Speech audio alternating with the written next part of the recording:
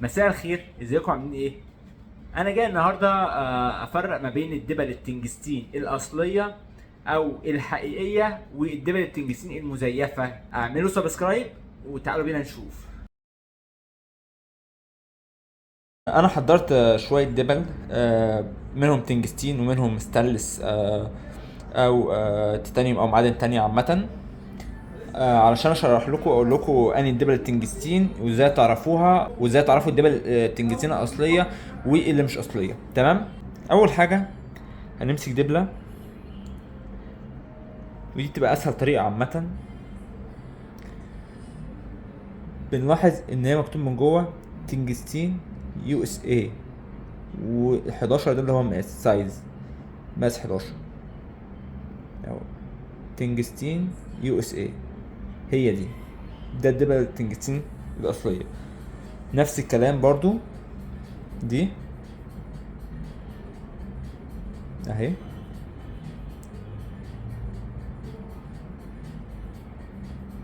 تنجستين يو اس اي.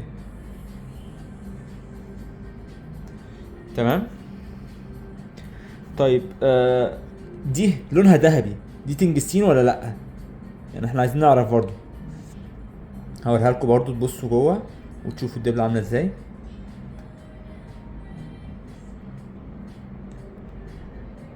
اهي.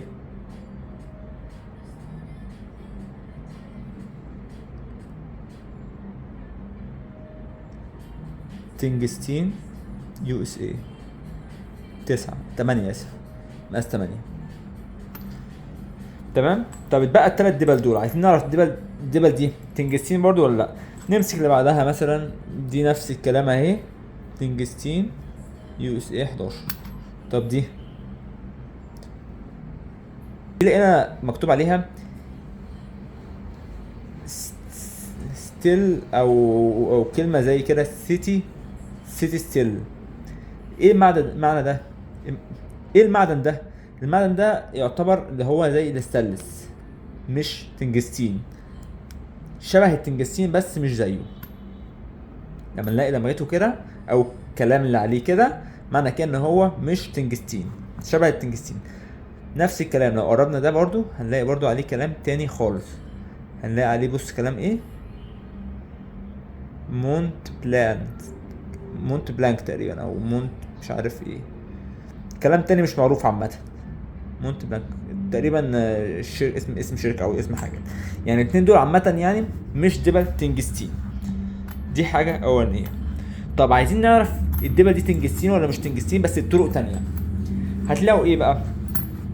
اول حاجة ان دبلة تنجستين زي دي كده مثلا، اللي هي اللي احنا شفناها دي، والدبلة دي بصوا المعدن ده والمعدن ده، بص ده الدبلة عريضة ازاي، بص الدبلة دي رفيعة ازاي. نفس الكلام بص برضه الدبلة الرفيعة دي اللي هي قلنا عليها مش تنجستين، بص رفيعة ازاي. بصوا دبلة تنجستين بص عاملة ازاي.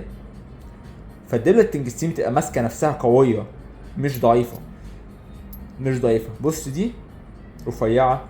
نفس الكلام برضو الاستانلس والتيتانيوم والحاجات دي تبقى غير التنجستين خالص. تمام.